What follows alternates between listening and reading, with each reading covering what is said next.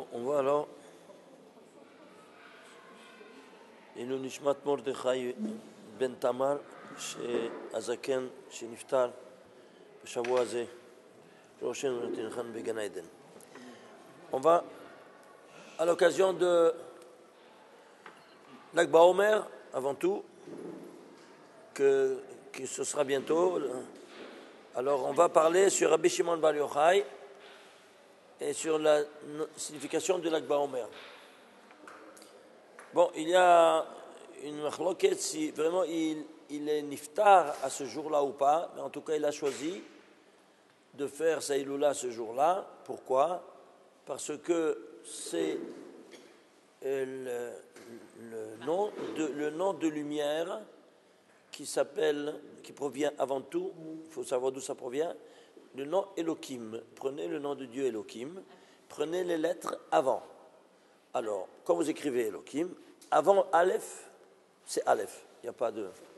La dernière, avant le même Sophie, il y a le même Ragil, le même normal. Donc la première et la dernière, elles sont les mêmes. Qu'est-ce qui change? C'est les médianes, les trois médianes.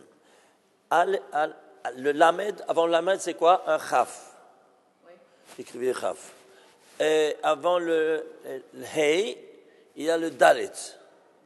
Chaf Dalet. Et avant le Yod de Elohim, il y a le Tet. Chaf, 20. Dalet, 4, ça fait 24. Et Tet, c'est combien? 9. Ça fait 33. Ça, Chaf, Dalet, Tet, c'est un nom divin de lumière. Propre à la lumière. Alors, qu'est-ce qui se passe? Toi, tu prends les lettres avant la rigueur, elles deviennent miséricorde. Vous comprenez? Elles sont interchangeables, alors elles deviennent miséricorde, d'office. Par contre, si tu prends les lettres avant ou après Yud Ke Vav Ke, elles deviennent rigueur. Vous comprenez? Parce que ça, c'est rigueur maximale, c'est Yud Ke Vav Ke. Alors, tu ne veux pas plus que ça, tu ne veux pas. Ah, tu veux avant ou après, c'est rigueur. C'est clair? Alors, 33, alors il a dit, Maïloula, c'est le droit. Pourquoi? Pour celui qui a dévoilé les grands secrets de la Kabbalah. Comme vous savez, il y a 4 niveaux d'études, Pardes, Pshat, Remez, Drash, Vesod. Alors, le Sod, c'est le dernier, le plus élevé. Vient David Amelech, et va nous écrire dans Tehillim, Alit al-Amarom, il parle de Moshe Rabbeinu, tu es monté dans les cieux pour nous apporter la Torah. Veshavita, Shevi, et tu es retourné, Shevi. C'était quoi de Shevi? En captivité. Qu'est-ce que ça veut dire en captivité? Je ne sais pas. Voilà, Tehillim, 68e chapitre, 19e verset. Viennent nos Chachamim et nous disent, Moshe Rabbeinu, il est retourné en Gilgoul pour nous dévoiler tous les secrets qu'il n'a pas dévoilés à l'époque. Alors, il est retourné chez qui? Chez Shimon Bar Yochai, les initiales. Vous voyez ça ou pas? Shimon Bar Yochai, Shevi. Vous voyez ça, les initiales? Après, il a transmis tout dans le Zohar et puis il a été mis en Génisa, c'était caché. Jusqu'à quand? Jusqu'à ce qu'il est devenu le Rizal en l'an de l'ère vulgaire, il y a 500 ans de ça, en 1500 de l'ère vulgaire. Et comment il s'appelait? Il s'appelait Yitzhak ben Shlomo, Shevi à l'envers. Pourquoi à l'envers? Parce qu'il retournait. S'il retourne, alors ça c'est Shevi, et puis il retourne de nouveau en Gilgoul pour nous transmettre et nous expliquer le Zohar et tous les secrets. Shevi. Mais voilà qu'il a vécu 18 mois. Il a transmis tout le Chaim Vital, son élève. Et qu'est-ce qui s'est passé? Il est parti. Et il est parti à 18 mois seulement. Il a enseigné. Alors on a fait Atavat Halom. On a demandé dans le rêve que pourquoi tu nous as quittés? Qu'est-ce que c'est cette histoire-là? On n'arrive pas à avancer. Il dit, le Dor n'était pas à la hauteur de ces grands secrets. Imaginez-vous ça. Quel Dor? Le Dor du Maran Bet Yosef, de Hazaret Rossi, de tous les grands Mekoubalim, le Ramak, Moshe Koldovero. De quoi tu parles? Eh bien oui, tellement ces secrets étaient élevés Il a dit, mais je vais retourner quand le dor sera où il sera à la hauteur. Il est retourné 250 ans après chez le Rashash. Le Rashash, c'est qui? Shalom ben Yitzhak, Shevi. Shevi. Vous voyez ça ou pas? Et donc, il est retourné 3 fois, stop, terminé le Rashash, il nous a donné toutes les kavanot. Il a écrit tout par écrit, tout ce que il a dit télégraphiquement, qui ça, dans son Gilgoul précédent, le Harizal. Mais je dois trouver une source, ça c'est nos Chachamim qui ont dit. Et moi toujours je cherche la source dans la Torah, certainement que j'ai écrit ces choses-là. Où j'ai écrit. Lui, qu'est-ce qu'il nous a fait, ces 3 personnages? Ils ont dévoilé les grands secrets. Alors il y a un passouk qui écrit Anistarot Lachem Elokeinu, Veniglot Lanu Lvanenu Adolam. Les choses cachées sont à Dieu, Veniglot, les choses dévoilées, à nous et à nos enfants, pour faire la parole divine en éternité. Regardez. Dans ce passé-là, que les choses cachées deviennent dévoilées, qui a fait ça? Eh bien, premier Rabbi Shimon Bar Yochai, regardez. Prenez le shin de la Asot. Faites un son en arrière de 3 lettres. 1, 2, 3. C'est un même. 1, 2, 3. C'est un aïn. 1, 2, 3. C'est un vav. 1, 2, 3. Un nun. En son régulier de 3 lettres, qu'est-ce que tu lis? Shimon. Ishtabach Shimon. Pourquoi écrire à l'envers? Parce qu'il est retourné en Gilgoul, dans ce monde-ci. Donc il retourne à l'envers du monde du Hémet. Il retourne ici. Alors c'est à l'envers. Et pourquoi un son de 3 lettres? Parce qu'il avait 3 Gilgoulim. Mishtabach Shemo. Incroyable. Tu vois ça? Mais c'est le Gilgoul de qui? Qui? De Moshe Rabbeinu. Je n'ai pas entendu. C'est clair? David Amelech, il a écrit dans son Tehillim, 68e chapitre 19e verset, tu es monté aussi dans les extrémités célestes, mais Shabbat Shevi, et tu es retourné en captivité, Shevi, Shavouï, c'est captivité, ou dans un corps, prisonnier dans un corps. C'est d'ailleurs retourné en Gigoul, c'est clair? Et ça, ce ne sont que des initiales. C'est clair ou pas? Voilà. Ces 3-là, c'est terminé. On amène à tout le Shulchan Aruch du Sod à travers le Rashash. Assieds-toi et étudie. Mais tu ne veux pas étudier seul. Comment tu vas faire? Eh bien, tu dois recevoir ça par un qui l'a reçu. Parce que Kabbalah, par définition, c'est quoi? Tu reçois de qui? De un qui l'a reçu. Et celui-là, ton maître, il a reçu de son maître, ainsi de suite. C'est clair? Dans une chaîne ininterrompue. Sinon, ce n'est pas de la Kabbalah. Rappelez-vous ça. Tout ce qu'on étudie en Internet d'un type qui n'a pas reçu d'un maître qui l'a reçu, éloignez-vous de lui. Tout son étude, il est virusé, mais de la manière la plus spectaculaire. C'est clair ou pas? On ne se rend pas compte. Et on le sait après par la suite. Ceci étant dit, quelques précisations que les gens ne savent pas. On croit que parce qu'à l'Akba Omer, on peut se marier, il y a la musique et tout ça, n'est-ce pas, en ce jour-là, qu'on peut même se raser. La barbe, les cheveux, rien de rien. Mais comment ça a terminé le deuil? Écoutez, ce n'est pas question de deuil. Qui a dit on ne coupe pas la barbe, on ne coupe pas les cheveux pour question de deuil? Qui a dit ça? Ça, c'est les ignorants, les pauvres, qui n'ont jamais étudié de leur vie. Pourquoi on ne fait pas ça dans la Sphirata en mer? Maintenant, je vous dis la raison. L'abondance divine, elle passe à travers les tsinorotes de la barbe. C'est-à-dire quoi? À travers chaque poil de barbe, c'est un tsinor, un tuyau véhiculant l'abondance divine et la connaissance divine à l'homme. Tu coupes la barbe, eh bien tu coupes tous ces tuyaux qui véhiculent cette connaissance et cette abondance matérielle qui te revient. Alors, pendant cette période, tous ces tzinorotes-là deviennent de miséricorde.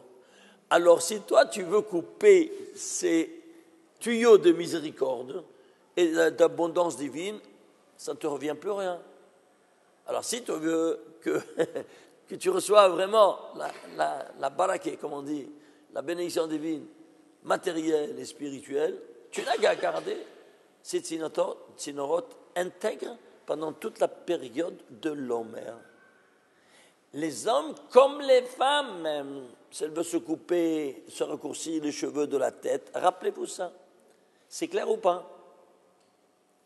Mais ça c'est valable pour tout le temps, pour la barbe. Pour les 50 jours. Mais c'est pas valable pour tout le temps? Non, pour les 50 jours.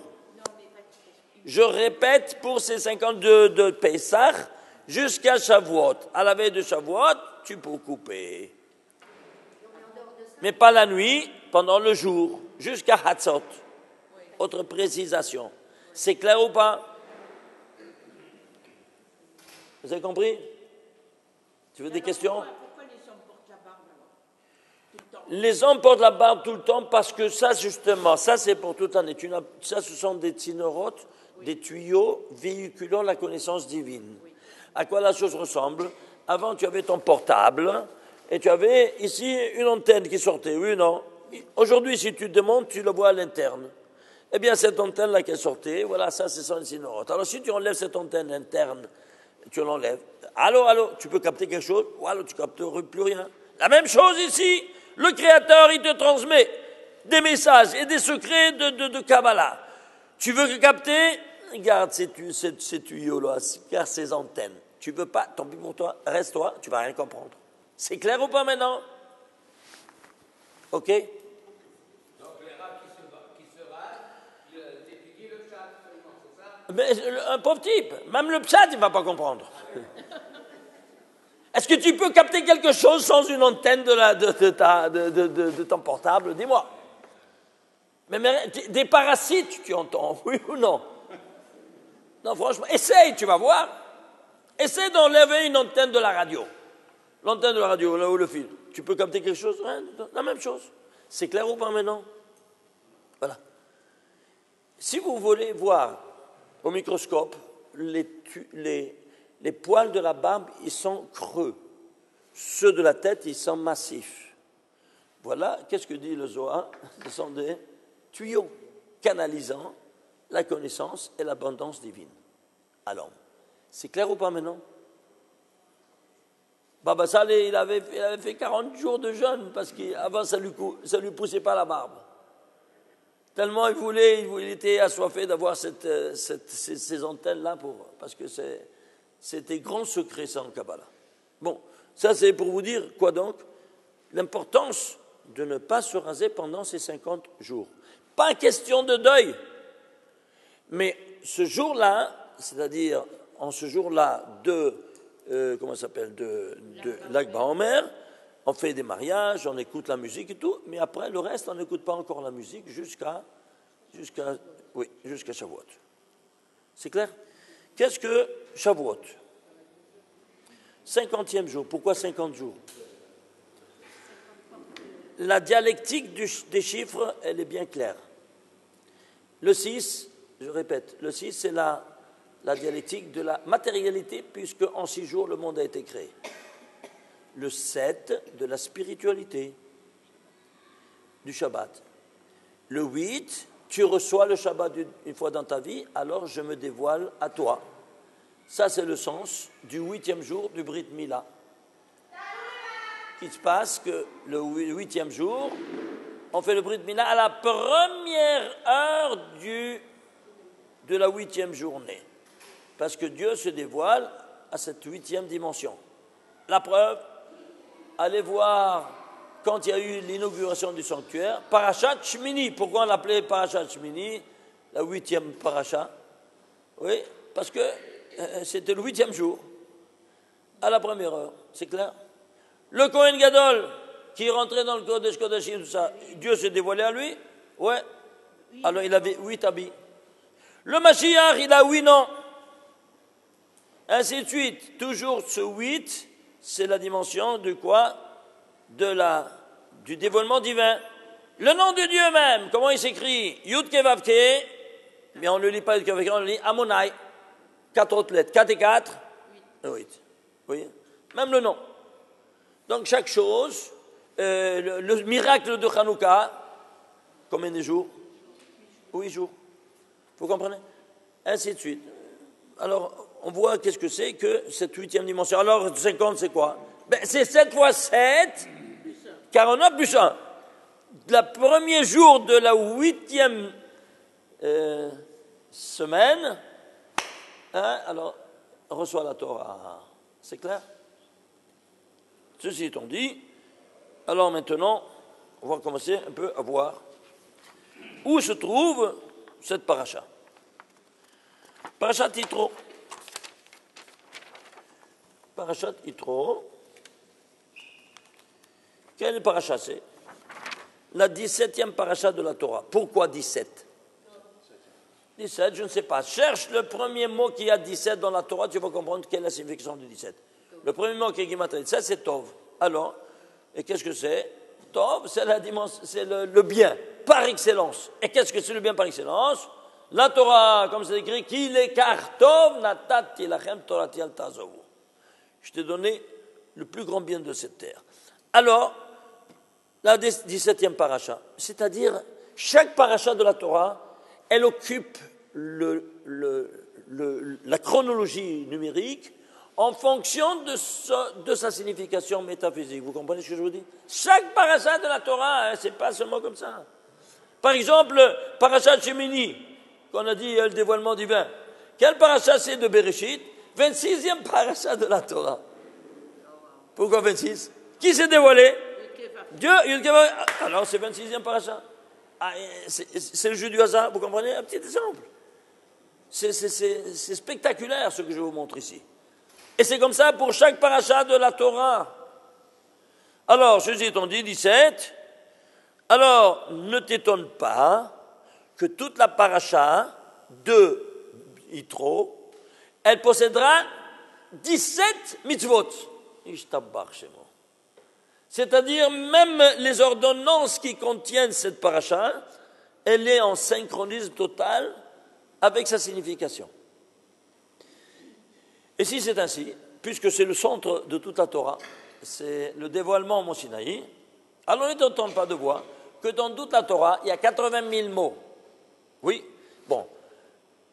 Alors, imaginez-vous ça. Il n'y a que 17 mots qui ont Gematria 17. 17 mots différents qui ont Gematria 17 comme ce centre nucléaire de toute la Torah. Est-ce que vous voyez ce synchronisme? Est-ce qu'un homme il peut décrire sur 80 000 mots 613 mitzvot, qu'il n'y a que 17 mitzvot, n'est-ce pas? 17 mots, pardon, 17 mots qui ont Gematria 17 parmi 80 000 mots. C'est pas humain, c'est divin ou pas? Hein? On voit la beauté du message divin. Je tabarre chez moi. Combien de versets? 72 versets. Pourquoi 72? 72 c'est Hesed, la Gematria de Hesed, c'est la bonté par excellence. Et c'est quoi? 6 fois 12. Maintenant, combien de mots? 1105 mots. Pourquoi 1105? C'est 17 fois 65. 65, c'est quoi? Le nom Amonai. La Gematria de Amonai. Qui anime la Malchut. Et qu'est-ce qui se dévoile maintenant au Mont Sinaï? Qui nous a parlé? La royauté divine, la Malchut. Alors c'est normal que c'est 17 fois 65. C'est-à-dire 17 quoi?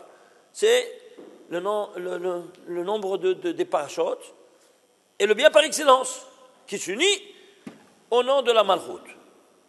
Ça fait 17 par 65, 1105. Combien de lettres? 4022 lettres. Et pourquoi? Eh bien, je ne sais pas. Alors, tu dois décomposer. C'est 2 fois 2011. Ça, c'est un nombre premier, c'est la base. Et ça, un nombre premier. Lequel? Le 306e nombre premier. Alors, 2 fois 306, c'est combien? 612. Gematria, Brit, Ishtabach, Shemo. Il a conclu, Quoi? Il a conclu un brit avec nous. Oui. On va maintenant voir ici une autre donnée. Regardez. Ces 17 mitzvot, elles seront 3 positives et 14 négatives. Incroyable. Qu'est-ce que ça vous rappelle, ça? 3, 14. C'est quoi ça? Le pi. Oui, le 3, 14, c'est le pi. Et qu'est-ce qui fait le pi? Pour calculer quoi? C'est-à-dire le polygone le plus simple qui a un seul côté. Oui, non? Très bien. Et quel rôle il a de faire un cercle sur une surface géographique? De limiter cette surface géographique, vous êtes d'accord? Oui, non? Alors, cette valeur numérique a la fonction de limiter quelque chose. Et pourquoi il y a ici, juste dans la paracha des 10 commandements? Parce que qu'est-ce qui vient les commandements te faire? Te limiter. Quoi limiter? Limiter tes activités. Tu le feras et tu ne feras pas. Tu feras et tu ne feras pas. Il y a 14, tu ne dois pas faire, et 3, tu dois faire. Alors, allons voir combien il y en a dans les 10 commandements. Tu vois, Anochi Hashem Elokecha, c'est une positivité, c'est neutral, mais c'est positif. Je suis l'Éternel Dieu. Ensuite, Kamed Avir Vetimecha. Avant Kamed Avir Vetimecha, il y a nous. Zachor et Yom HaShabbat et Gacho. Positif ou pas? Alors, 3 positifs et 14, tu ne vas pas tuer, tu ne vas pas voler, tu ne vas pas... 14 négatifs. Ce n'est pas une limitation? Vous comprenez? Une limitation. C'est comme le cercle qui nous limite. Très bien. Alors, ceci étant dit, ça c'est une constante mathématique. Nous dit Resh Lakish. Mais Aïn, d'où ça vient le mot Shakai? Shin, Dalet, Yod. Réponse, dans le Talmud, Maseret Chagiga, traité Chagiga, page 12.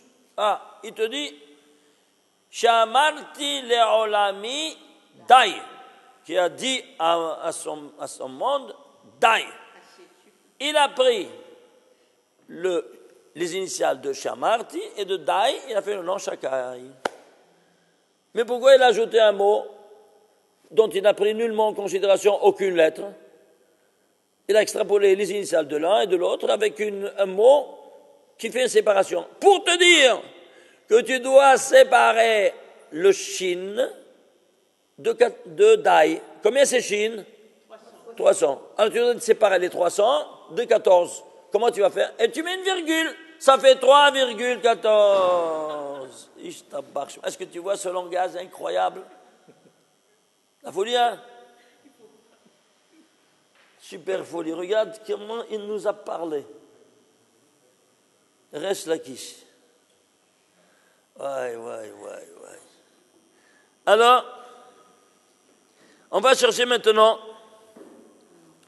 Suivez-moi.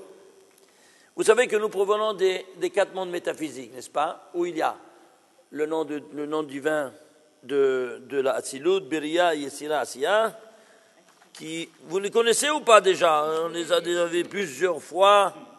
Oui. Vous vous souvenez? On provient de ces 4 mondes métaphysiques. Hatzilut, du monde des idées, de la création, de la formation, de l'action. Ici, toujours en noir, c'est Yud, Ke, Vav, Ke, écrit en entier. Dans le monde des idées, 72. Dans le monde de la création, parce que le Vav, il s'écrit de 3 modalités. Vav avec Yod, Vav avec Aleph, Vav avec Vav. Et le Hei, de la même sorte, Hei avec Yod, Hei avec Aleph, Hei avec Hei. Évidemment, la valeur numérique change ici. Ça, c'est Kabbalah 232. Ça, on le verra quand on va faire sortir le livre, on va l'étudier en détail. Ce que je veux vous montrer ici, c'est quoi? La base de tous ces 4 mondes et de tous ces 4 mondes divins, ce sont les Yodin, les Yod. Combien de Yod il y a? C'est la base. 1, 2, 3, 4, 5, 6, 7, 8, 9. 9. C'est la base de tous les 4 mondes. Vous entendez? Comme ça nous dit Rabbi Shimon Bar Yochai. Alors quand tu vas terminer de parler à ton Créateur dans la Hamida, tu vas dire, clôturer la dernière phrase, oui, non. Vous vous souvenez de cette phrase? D'où il a été pris? Du Tehillim, lequel? Le 19e Tehillim, la dernière phrase. Pourquoi? Parce que je suis en train de faire maintenant la dernière phrase, où ça? Dans les 19 Berachot de la Hamida. Ici, 19 Berachot de la Hamida, ici, 19e chapitre. Et je prends la dernière phrase, clôture. Et dans cette phrase-là, allez compter, il y a 10 mots, mais il y a 9 mots qui ont un yod. Et tu dois les extrapoler dans ta tête. Pourquoi je dois les extrapoler dans ma tête, ces 9 mots qui ont des yudin? Parce que c'est la base de toute la Hamida, il te dit. Rabbi Shimon te dit, c'est le secret de toute la Hamida que tu as fait. Il se base sur ces 9 yudin et que tu dois penser avec le nom Shakai. Pourquoi Shakai? Il t'a limité, stop, tu t'arrêtes et tu fais les 3 pas en arrière. Je ne vais pas entrer dans les détails maintenant parce que c'est toute une conférence. Hein. Mais ce que je veux souligner ici, c'est ça. Je dois associer quoi? Le nom Shakai avec les 9 yudin. Pourquoi? Regardez qu'est-ce qui sort de cette kavana. Regardez. Voilà, on est arrivé ici. 9 yudin. Chaque yod, c'est 10, oui, non? Ah, tu fais 9 fois 10, combien ça te fait? 90. Et le nom Shakai, 314. Alors, 90 fois 314 égale 28 260. Et c'est quoi? Non, 28, Anochi c'est 81, c'est pas. Eh bien, tu vas au 28 260e mot de la Torah, et c'est quoi? C'est le Anochi des 10 commandements, la tête des 10 commandements, afin que tu saches, avant de sortir, n'est-ce pas, de ta prière, que tu saches devant qui tu étais. Vous entendez ça? Devant qui tu étais? Tu étais devant celui qui t'a dit Anochi Hashem Elokecha au mont Sinaï 3330 ans en arrière, dans le temps et dans l'espace avec cette phrase. Vous entendez ça? La folie ou pas? Hein? Ça fait trembler, hein? Alors, c'est clair? Est-ce que ça vient ça? Et voilà, mais quelqu'un qui fait comme un perroquet dit le sang de Blévison sur les Vigouali, c'est pas de quoi il s'agit, c'est pas rien du tout, il n'a pas étudié. Mais le Zohar, il ne te dit pas ça, ce que je vous dis. Il te dit simplement, tu dois voir ça. Tu dois voir 9 yudin, et puis les 9 yudin dans ces 9 mots, qui c'est le son de toute l'Amida, avec le Shem Shakai. Je me suis dit, mais pourquoi juste ça? Eh bien, tu fais la multiplication. Je fais la multiplication pour auquel ça sort. Et puis j'étais dans la Torah, dans le 28 260e mot, et je vois, c'est ce Anochi qui se trouve la tête des 10 commandements. Pour que tu saches, quand tu prends la tête, tu prends tout le corps. Oui, non. Tu prends l'initiale des 10 commandements, tu prends tous les 10 commandements. Alors, est-ce que vous voyez cette dimension incroyable? Ishtabach Shemo. Ah ben non, dans ces conditions-là, ici, tu as su maintenant devant qui tu te trouves. Maintenant, combien d'Anochi il y a dans toute la Torah? Imaginez-vous ça. Il y a 147 fois le mot Anochi, c'est-à-dire ces 4 lettres ensemble, elles se trouvent 147 fois. Vous comprenez ce que je dis ou pas? Alors, je vois si j'ai ici à vous montrer. C'est une dimension incroyable. Bon. J'ai beaucoup de matériel à vous montrer. Alors, 147 fois. Écoutez-moi bien. Quand tu as commencé à prendre Ol Malchut Shamaim, comment tu as pris le joug de la royauté des cieux? Par les 6 mots que tu as dit avant la Hamida en disant Shema Israël, Hashem Elokeinu, Hashem Echad. Vous savez très bien ça, non? C'est la Gemara qui nous dit on prend Ol Malchut Shamaim, le joug de la royauté des cieux, en disant ces 6 mots. La preuve, Ol Malchut Shamaim, les initiales, c'est Ain, Mem, Shin, c'est Shema écrit à l'envers.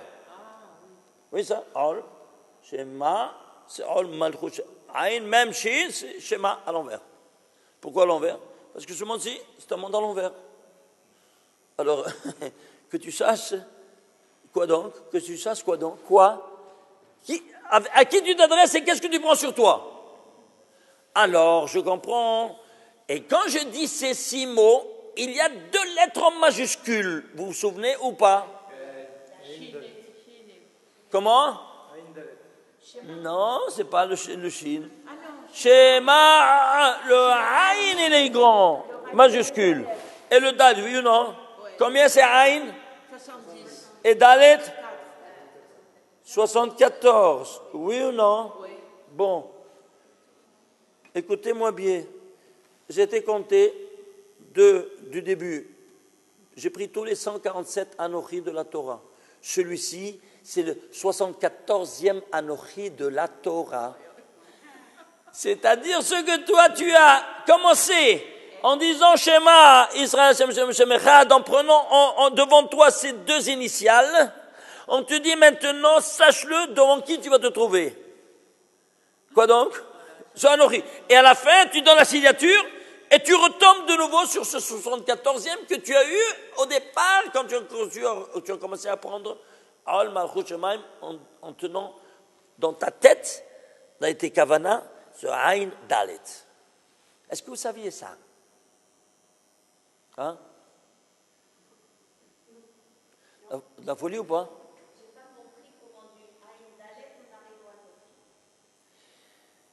Ain Dalet, combien ça fait? 74. J'ai pris tous les anochis qu'il y a dans la Torah. Il y en a, ces 4 lettres ensemble, elles se trouvent 147 fois. Eh bien, ce anochi, ce de 28 260e mot de la Torah, qui est anochi des 10 commandements, c'est le 74e fois parmi les 147. Ils sont chanceux, ces barbus. C'est le jeu du hasard ou c'est une programmation qui est spectaculaire? Ça ne peut pas être humain, c'est divin. Oui ou non? C'est clair maintenant? C'est clair. Si vous avez des questions, vous n'avez pas compris, dites-le-moi, allez-y. C'est vraiment... Je tabarre chez moi. Comment Dieu nous a parlé, hein? Ce Had, c'est aussi la relation avec Abraham aussi. Aide, c'est témoin. J'étais témoin. C'est pas Had, c'est Aide. J'étais témoin. C'est clair ou pas? Regardez. Tiens, j'ai ici. Regardez ici. Voilà, j'ai photocopié la Torah. Regardez ici. Shema, voilà comment c'est écrit. Israël, Shema, Shema, Had. Vous voyez? Vous voyez ça? Ain Dalet, tu vois ça? Ils sont 70, 4, 74. C'est clair? Ah, maintenant. Oui, pas ça devait être là, c'est connu. Oui, je trouve cette. Maintenant, suivez-moi. Ici. Alors, regardez ici. On va dire ici, voilà, le premier chapitre, n'est-ce pas? Ve'avta et Hashem Elokecha jusqu'à Ovish Arecha. Vous voyez ça ou pas? Jusqu'ici. Très bien. Maintenant, suivez-moi. Voilà. Ol Malchut Shamaim. Vous voyez? Schéma à l'envers. Ce verset, quel verset c'est? De la Torah. Ce verset. Shema Israël, Shema Shem Echad. C'est le 5085e verset de la Torah. Pourquoi? Décompose-le, tu vas comprendre. 5085e verset, c'est 3 en puissance 2 par 5 par 113. Ça, c'est 3 fois 3, 9 fois 5, ça fait 45. Et 113, ça fait 45, c'est quoi? C'est Adam. Et Et 113, c'est un nombre premier. Mais il fait allusion au 113e nombre premier qui vaut 613. Les 600 commandements, tu vois ce que tu prends sur toi en disant Shema Israël Shem Shem Echad avec quoi? Avec cette phrase-là. Où il se trouve? Dans quel verset de la Torah? 5085e, parce que c'est quoi? C'est 85, Adam, qui s'associe aux 613 commandements, parce que tu as pris toute la Torah. La folie ou pas? Oui, ça va. Maintenant, quel mot c'est? Le schéma de Bereshit, de la Torah. C'est le 68 676e mot de la Torah. Et pourquoi 68 676 et pas plus ni moins? Parce que ici, c'est en milliers, 68 000. 68, c'est Gimatria Haïm. Et 676, c'est notre que 26 au carré. C'est-à-dire, je t'embarque chez moi, la vie qui vient de quoi? Qui vient du nom de Dieu au carré. Pourquoi au carré? Parce que lui, c'est la source de lumière. Et dans la formule de la relativité d'Einstein, E égale mc2. La masse, et c'est l'énergie, n'est autre que le produit entre la masse, par la vitesse de la lumière au carré. C'est la lumière par définition. Ah, tu la mets au carré? Parce que c'est la lumière qui est au carré. Elle est au carré? Alors c'est 676. T'as voulu ou pas? Et maintenant, si tu veux aller encore décomposer cette valeur, tu décomposes, vas-y. Ça se décompose en 2, en puissance 2, par 3, par 59, par 97. Eh bien, ici, ça c'est la base. 59, c'est le 18e nombre premier. Et 87, c'est le 26e nombre premier. De nouveau, le 26 qui retourne, qu'on voyait. Et 12 fois 18. C'est quoi 12 fois 18? 12 fois 18, ça te fait 216. C'est quoi 216? Le volume des 2 tables de la loi que Dieu t'a donné au mont Sinaï. Ils sont chanceux ces barbus. 216 téphar cubes, ça c'est le volume 6 qui va apparaître, j'espère, dans 2-3 mois. Il n'est plus dans mes mains, je l'ai donné déjà. Si vous voyez ça, c'est spectaculaire. Vous pouvez redire pour le 216, s'il vous plaît, je n'ai pas compris. 216, c'est les 216 téphar cubes, le volume des 2 tables de la loi. Ah, très bien. Que Dieu, 26, t'a donné. Tu vois, il s'associe. Voilà, ça c'est ou par le nombre du mot schéma, qui est celui-ci, il est ce mot-là, c'est le 68 676e mot de la Torah. Vous comprenez ça? C'est-à-dire, un mot de plus ou un mot de moins, tout ce discours, il disparaît. Et tu dis, c'est un bon français, où ça va tout ça? Allô? Réveillez-vous. Hein? C'est pas dommage? Tout est balayé. Hachem Shmuel. Alors, ceci étant dit, maintenant, le voilà, le Anochi, c'est le 74e. Et Hachem, eh bien, Hachem, le Yud Kevavke, il se trouve 1820 fois. Celui-ci, c'est le 420e fois le nom de Dieu. Pourquoi 420? Parce que l'auteur de la création universelle, c'est le nom de Dieu 42. Vous vous souvenez ou pas? Le Shamembet, avec lequel le monde a été créé. Ah, là, c'est 10 fois. Pourquoi? Parce qu'un Nori Hachem, moi, je suis celui qui va te dicter tous les 10 commandements. C'est moi l'auteur des 10 commandements. Alors, 10 fois 42? C'est moi qui parle. Tu piges. Mais je ne sais pas si vous arrivez un peu à voir un peu à digérer ce que je vous montre. C'est quelque chose de... que ça fait peur. Pachout, comment est-ce possible qu'un homme il peut tenir compte de ces milliards de paramètres tout en donnant une Torah avec une histoire qui se lit normalement, mignonne, tout ce que tu veux, et tu as derrière une trame, un filigrane qui n'est pas humain. Vous voyez ça avec tous ces paramètres. C'est clair? C'est ça qu'on appelle Marchevet Abriya. Pardon? C'est ça qu'on appelle Marchevet Abriya. Oui, voilà. Voilà, ça c'est la pensée divine. Elle se cristallise maintenant dans les lettres. Alors vous allez comprendre maintenant le Midrash dans Devarim Rabbah qui te dit Akadosh Baruch Hu, il n'a pas ouvert. Lo patach Akadosh Baruch Hu bisinaï. Il n'a pas ouvert, il n'a pas commencé à parler dans mon Sinaï. Ella b'Kriyat Shema. Tu as tous entendu Shema Israël Hashem, comme le fond du shofar. Ils ont dit Shema Israël Hashem Echad. Et après, Anochi Hashem Elokecha. Vous savez ça ou pas? Voilà. Devarim Rabbah, 2e chapitre, 22e Midrash. J'apporte encore une autre source. Yalkut de Vachat Veitranan. Page 833. Matan Torah, Zachou Israël, l'Ikeda Shema, de la donation de la Torah que les bénis d'Israël, ils ont reçu. Quoi donc? En donation de dire le Kriyat Shema. C'est-à-dire, le Kriyat Shema était avant, avant quoi? C'était l'introduction, l'avant-propos de quoi? Des 10 commandements. Pourquoi? Parce que tu dois avant tout prendre sur toi le joug de la royauté des cieux. Couronner le Créateur qui est le roi en bas, j'accepte. Alors, tfadal, maintenant je te parle. Sinon, à qui tu veux parler? Au mur. C'est clair ou pas? Voilà. Alors, ceci étant dit, vous voyez cette dimension incroyable? Ce 12-là qu'on a dit, on n'a pas vu ça aussi. Alors ça, waouh. On va voir la ligne maintenant. La ligne, quelle ligne c'est de Bereshit? 8784e ligne.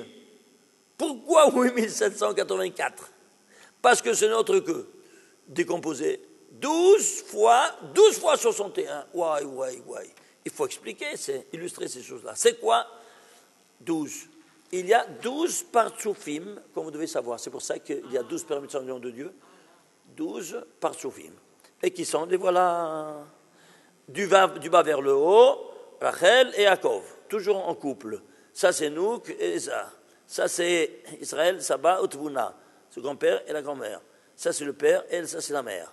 Ça, c'est Harir et Nouk. Ça, c'est Harir, c'est la dimension de miséricorde maximale. Et ça, c'est encore plus élevé encore, Atik, Venouk. Toujours. Alors, combien c'est? 2, 4, 6, 8, 10, 12. Et voilà. C'est 12. 12 fois. Qu'est-ce que quoi, 61? 61, c'est la gematria de Ani, le nom de la Malchut qui maintenant est en train de te parler au Mont Sinaï. Alors, dans tous les 12 parsouim, tous les 12. 12 fois 61. Je t'abarre chez moi. Quand tu dis quoi? Shema Israël, Hashem Elokeinu, Hashem Echad. Tu vois cette phrase-là? C'est la 8784e ligne, pas phrase. Ligne. Parce que chaque ligne dans la Torah, chaque colonne, elle est composée de 42 lignes. Pourquoi 42? C'est la signature du nom de Dieu. 42. L'autre, vous savez, de 42 lettres, non, avec lesquelles le monde a été créé. Anna Bekowach, qu'on ne peut pas prononcer. Alors, Rabbi Ben Akane, il a fait une prière en 42 mots, il les a mis en initiales. Et toi, quand tu dis cette prière, tu extrapoles dans ta tête ces initiales. Et tu as évoqué le nom, l'ineffable nom divin qu'on ne peut pas le prononcer. C'est pour ça qu'à la fin, tu dis Baruch Shem Kevod Malchuto L'Enved. C'est clair? Et c'est pour ça qu'il y a la signature dans chaque colonne. Et chaque ligne, il y a 30, maximum 30 lettres. Pourquoi 30? Parce que 30, c'est le symbole de la royauté, une fois de plus. Comment une royauté? Alors, les 10 séphirotes, elles sont 3 de tête et 7 du corps. La tête, elle commande le corps. Un des têtes, c'est Keter, Chochma et Bina. Alors, chacun, il a tous les 10 en ADN. Alors, 3 fois 10, 30. C'est pour ça que c'est le paramètre de la royauté. David Ameler, il sera roi d'Israël à 30 ans.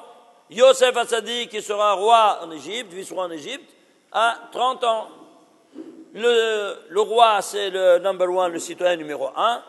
Donc, c'est le plus élevé, à la tête de la pyramide sociale. Alors, tu vas prendre la lettre la plus élevée de l'alphabet. Laquelle est-elle? Le Lamed, c'est la plus élevée, oui, la plus haute. Combien ça vaut Lamed? 30. Ils sont chanceux, c'est barbu. Hein? Le Beth Amikdash, il était haut, 30 amas. Je t'apporte quelques exemples pour vous dire où il y a 30, eh bien, il y a quoi? La royauté. Alors, ceci étant dit, alors, ici, on a ici, chaque ligne, elle commande. La royauté commande. eh bien, chaque ligne, elle n'aura pas plus que 30 lettres. C'est clair? Voilà, ceci étant dit, voilà donc que ce Aïn Dal, comme vous avez vu ici, c'est quoi? Eh bien, ça nous rappelle exactement tout ce qu'on a dit à propos de, quand on avait dit la dernière phrase de la Hamida. Et maintenant, Malchut. C'est la dernière, justement. Alors pourquoi c'est en haut, les trois d'en haut, qu'on appelle la royauté? Alors, la Malchut d'en bas, c'est le Keter en dessous, parce qu'il y a 5 mondes. Alors, ici, la Malchut d'ici, elle est plus grande que le Keter de ce monde-ci. Chacun, il a 10 séphirotes. C'est pour ça que quand tu comptes 10, 50 séphirotes, 50 jours de la séphirate à Omer. Tu arrives au sommet. C'est clair maintenant? C'est clair? Voilà donc comment tu as ici que la Malchut d'en haut, eh bien, elle est plus grande que le Keter d'en bas. Le Keter, oui, mais ça dépend dans quel monde tu te trouves. Tout est en référence. C'est clair ou pas?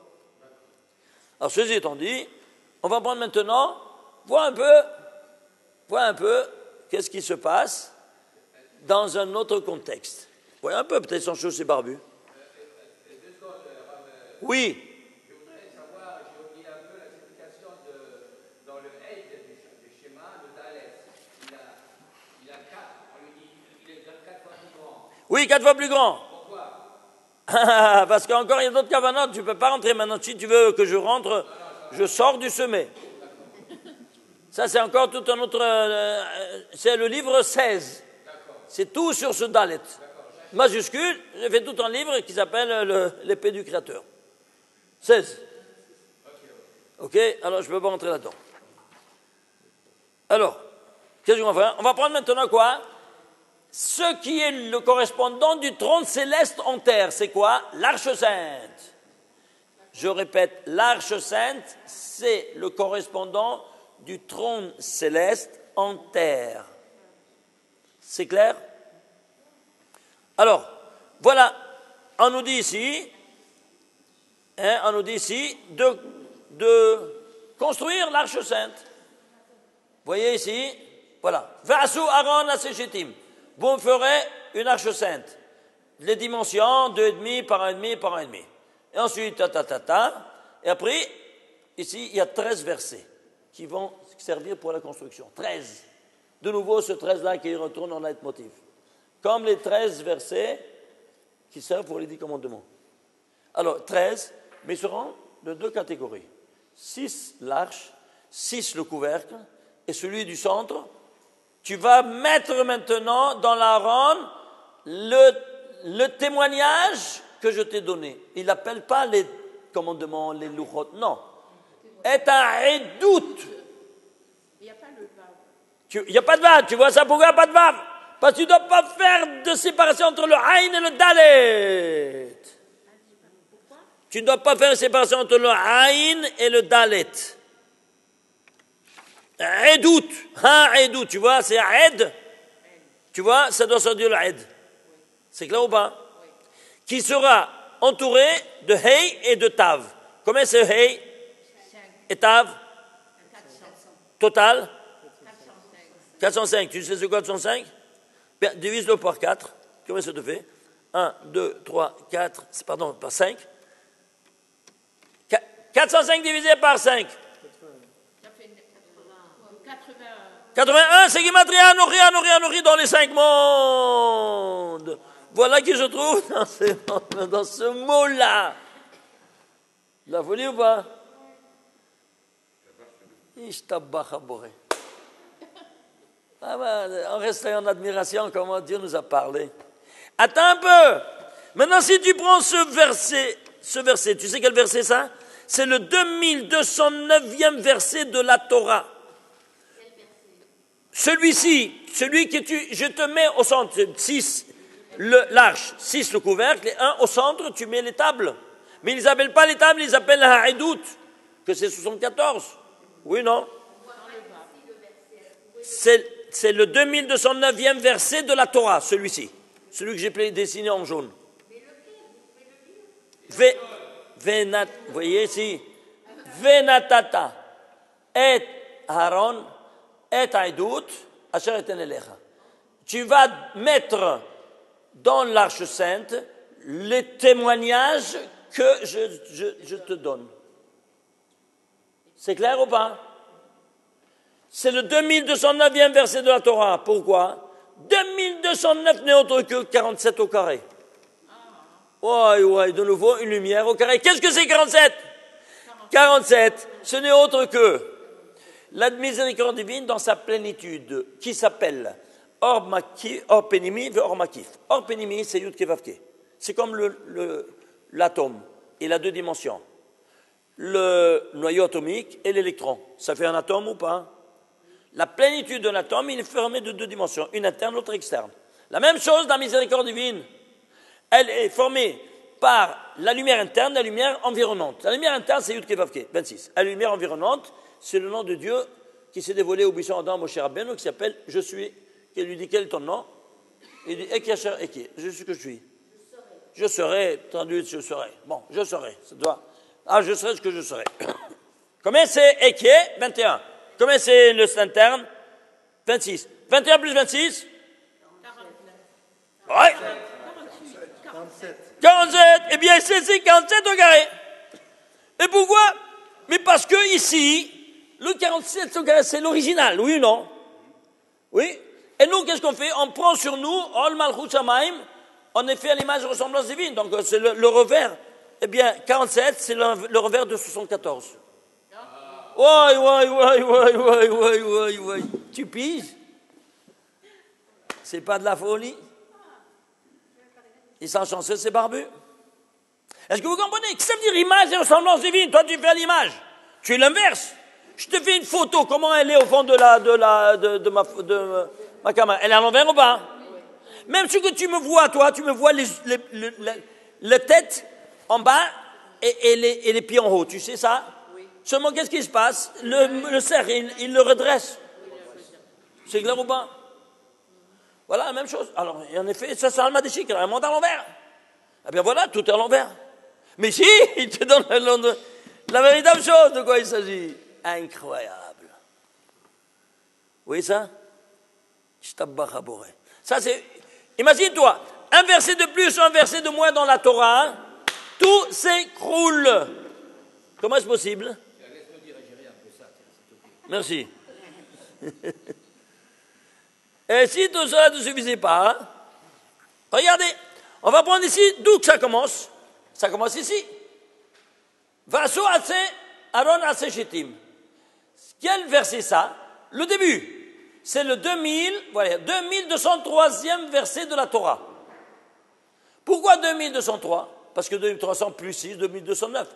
Parce que c'est le 329e nombre premier. C'est quoi 329? C'est 7 fois 47. Nombre premier. Vous voyez ça ou pas? Pourquoi 7? Parce que qui nous a parlé? C'est la Malchut, la 7e Séphira. Alors 7 fois 47. En nombre premier, tout est camouflé, du camouflé, du camouflé. Regardez comment Dieu nous parle. Hein, c'est pas incroyable? Et si tout ça ne suffisait pas, allons voir la fin où ça termine. Les 13 versets, ils terminent ici. Et c'est quoi ça? Eh bien, ici, c'est quoi? Si on va voir une chose incroyable. Attendez. On va prendre ici le mot. Attendez, on a sauté une chose. Le mot. Quel mot c'est? Ha'idut, ce fameux mot-là interne, le centre. C'est le 174e mot de la Torah. Regardez chaque mot, comme chaque lettre et comme chaque verset se trouve dans son emplacement exactement précis en fonction de la signification de cette valeur numérique au niveau métaphysique. Vous me suivez? C'est quoi? 30 174, ce n'est autre que 47 fois 642. 47, c'est de nouveau, tu vois, pour la troisième fois, 47 ici, 7 fois 47, 47. 47 fois 642. C'est quoi 642? Dans tous les 13 versets, il y a 642 lettres. Et c'est-à-dire que la miséricorde divine, elle s'associe à chaque lettre de quoi? De ça, pour te donner ce centre nucléaire de l'univers, qui s'appelle Ha'edut. Et si tout ça ne suffit pas, va compter d'ici jusque-là.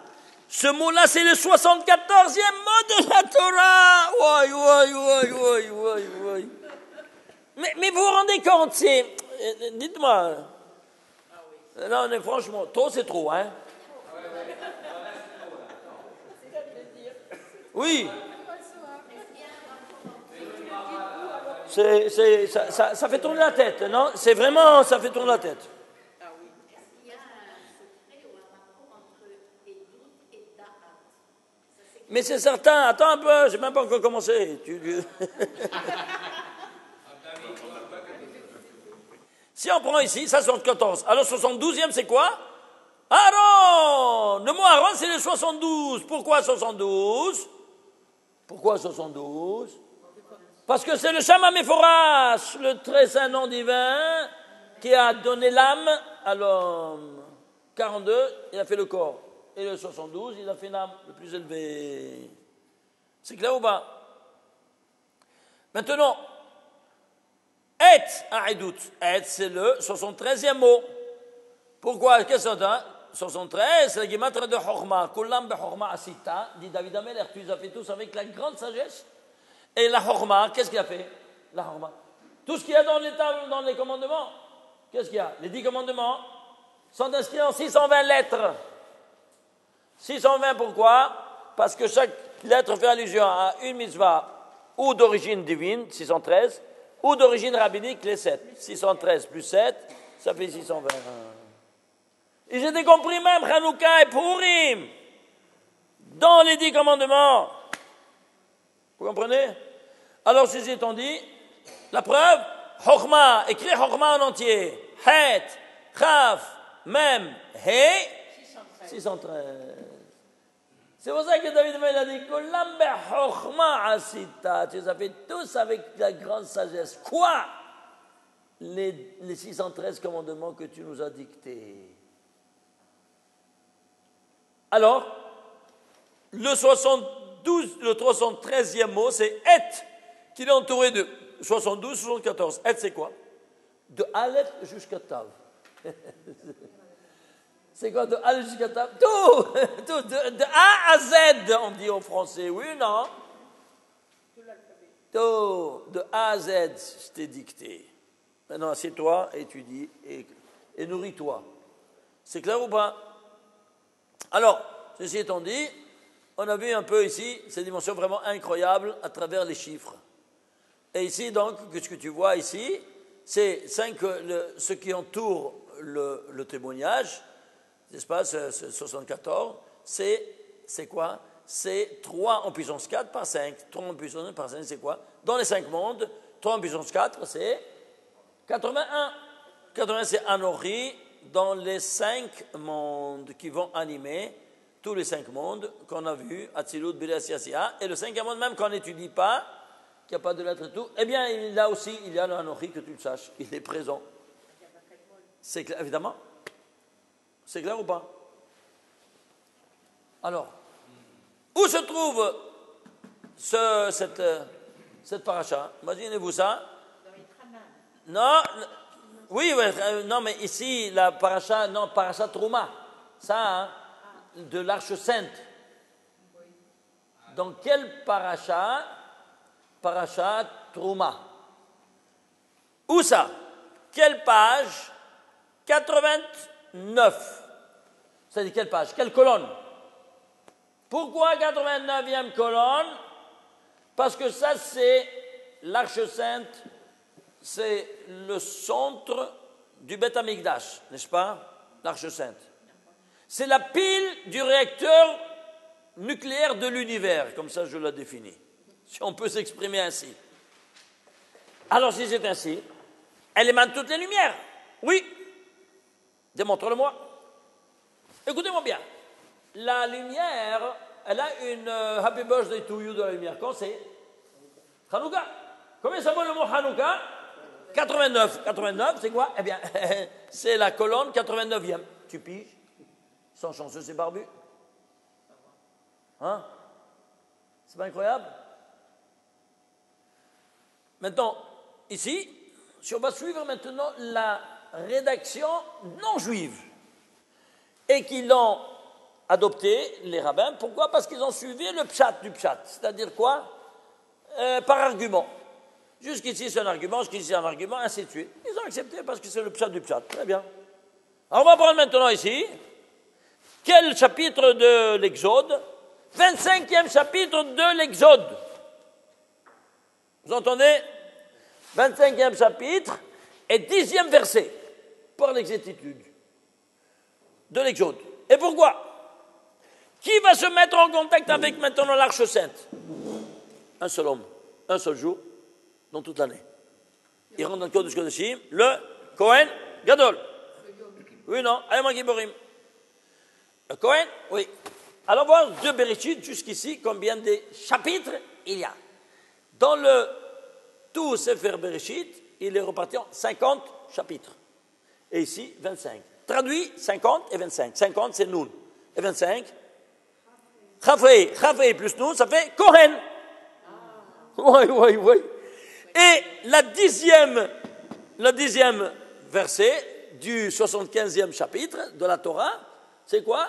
V'ashu Aaron ha-seshitim. Pourquoi dixième? C'est le 10 Tishrei qui rentre dedans. Alors, ne viens pas m'accuser, toi, que j'ai fait des tahboulottes pour que ça tombe juste. C'est toi qui avais, selon ta tête, les arguments. Même selon le pshat du pshat, regarde qu'est-ce qu'il vient de t'expliquer. Hein? C'est pas la folie? Alors, ceci étant dit, alors maintenant, qu'est-ce qu'on va faire? Alors, il y a ici, vous voulez voir encore ici? Regardez, voilà, ça c'est ce qu'on a vu ici. Voilà. Maintenant, j'ai pris la gematria de ces 642 lettres. La gematria, tu fais la gematria de tout ce jaune, tous ces 642 lettres. Ça te fait combien? 53 870. Tu vois ça? C'est quoi 53 870? Je ne sais pas. Alors, décompose-le. C'est 10 fois 5387. Un nombre premier. Lequel? Le 712e nombre premier. C'est quoi 712? Je peux le décomposer. Oui. Combien ça fait? Imagine-toi, ça fait 8 fois 89. 80 c'est Hanouka. 8 pour les 8 jours de Hanouka. Ishtabach chez moi. Ouais. C'est de la folie douce. 10 fois. Pourquoi 10 fois? Parce que c'est chaque séphira, il a cette lumière-là, que c'est de la péboche de tout, de la lumière, puisque c'est le centre de la lumière de l'univers. Dans la fête et Hanouka. Hein, c'est pas la folie? Et si tout ça ne suffisait pas, quand la lumière a été créée, le premier jour, oui. Quel mot c'est de la Torah? Vous saviez quel mot c'est de la Torah? Oui, allons voir. Comptons. Bereshit bara Elokim et hashamayim ve'et haaretz. Ve'haaretz hayta tohu, ça fait 10. Va'vohu ve'choshech al penei tehom, ça fait 15. Ve'ruach Elokim merachefet al penei, ça fait 20. Hamayim. Va'yomer Elokim yehi or, 25e mot de la Torah. 25? Oui. Ah, il te fait allusion à Hanouka, ainsi nous dit le Gaon de Vilna. Tu vois ici, tu vois ça comment c'est décrit dans la Torah déjà, prévu Hanouka. Regarde. Je me dis une minute. Et quel rapport avec Hanouka 89? 89, tu peux le diviser?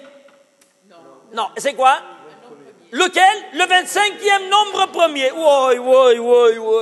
Oui. Stop bar chez moi. Est-ce que vous voyez? C'est pas incroyable? Tout est codifié. Hein? Ah, tu vois comment tout est codé? On ne voit rien de rien. Alors, ceci étant dit, alors on avance, on recule, on avance. Qu'est-ce qu'on fait? Ouais, je ne sais plus quoi faire. Il y a tellement de choses, je ne sais plus de commencer. Regardez combien de choses je dois vous montrer. Bon, on a vu ici. Alors, ouais. Et voilà. Ouais, ça c'est les 10 séphirotes d'où on provient. N'est-ce pas? Ça c'est la Malchut. N'est-ce pas? Et donc, elles proviennent d'où? Elles proviennent de la lumière infinie, béni soit-il, qu'il a adopté 10 attitudes, qui sont les 10 séphirotes, pour réaliser le monde. Elles sont 9 actives et une passive. Ok? La Malchut. Alors, la Malchut, c'est le Shabbat, c'est passif. Tu comprends? Alors, tu t'arrêtes de produire. Tu ne fais plus rien. Tu te dédies uniquement à quoi? Au côté spirituel. Alors, si c'est ainsi, alors ça c'est le reflet. C'est comme 9 soleils et une lune. N'est-ce pas? Alors, si c'est la lune, c'est le reflet. Ah, si c'est le reflet, c'est au niveau temporel, c'est le Shabbat. Oui? Alors, combien ça vaut Shabbat? 702. Alors, c'est le reflet de quoi? De la lumière. Or, combien c'est? 207. 207, rayon incident. 702, rayon réfléchi. Même la valeur numérique, vient de te le dire, c'est à l'envers. Incroyable, hein? Alors, ceci étant dit, qu'est-ce qu'on va faire? Alors, on va adopter ici. On va adopter quoi donc? On va adopter un tas de choses. Premièrement, je dois vous dire que tout comme il y a 4 mondes de sainteté, il y a 4 mondes d'impureté, qui s'appellent Tohu, voyez, Vavohu, Chosher et Tehum. Chosher, où est le Tehum? Je n'ai pas marqué ici. Oh non, ça, pardon, du bas vers le haut. Tohu, voilà, Tohu, Vavohu, Chosher et Tehum. Alors, ces 4 mondes de sainteté, tu as le contraire, les 4 mondes d'impureté. Maintenant, ces 3 impuretés, Tohu, Vavohu et Chosher, ils s'enlèvent avec le Brit Mila, qu'on fait 3 opérations. Le Tohu, ce que tu appelles le chaos, n'est-ce pas, universel, tu l'enlèves en enlevant le prépuce. Vavohu, tu fais la priya, tu dévoiles le membre. Et Chosher, comment tu dois faire? La 3e opération, qui est la Metzitza, que tu suces avec la bouche pleine de vin. Si vous voyez qu'il y a un moelle qui fait avec la pipette, balancez-le de toutes les madrigotes. Il va amortir toute la vie de ce gosse-là. Hashem Ishmor. Vous n'avez pas une idée. Rav Sitrug, Alav Shalom, il venait chaque année ici, comme vous savez, avec 1000 personnes en février, dans cette époque-là, quand il était parmi nous. Et une semaine, il organisait des conférences. Chaque fois, il m'invitait pour faire une conférence une soirée. Une fois, ils sont venus. Dès qu'ils sont venus, on me téléphone. Viens tout de suite ici, on a besoin de toi. Qu'est-ce qui se passe? Un des organisateurs, il me téléphone, il me dit, il vient tout de suite me voir au hall de l'entrée de l'hôtel, et il me dit qu'il était dans un mauvais pétrin parce que son fils, malheureusement, 16-17 ans, il a pris sa kippa, il l'a jeté sur la table. Papa, laisse-moi en paix, je veux être honnête avec toi, ça suffit, j'ai fait la comédie jusqu'à présent, je ne comprends rien, c'est pas pour moi, laisse-moi, je veux être libre. Le pauvre, il dit, on a laissé venir ma femme et moi. Et je dis, comment vous expliquez une chose pareille? Je lui dis, je mets la main sur le feu si ce n'est pas ce que je suis en train de te dire. Rappelle-toi comment le Moël, il a fait la Metzitza. Certainement qu'il a fait avec la pipette. Lui, il reste comme ça, il entend. Et alors? Et pourquoi? Et je lui ai expliqué. Parce que quand toi, tu prends la bouche, pourquoi tu dois sucer avec la bouche pleine de vin? Qu'est-ce qu'il y a dans le vin?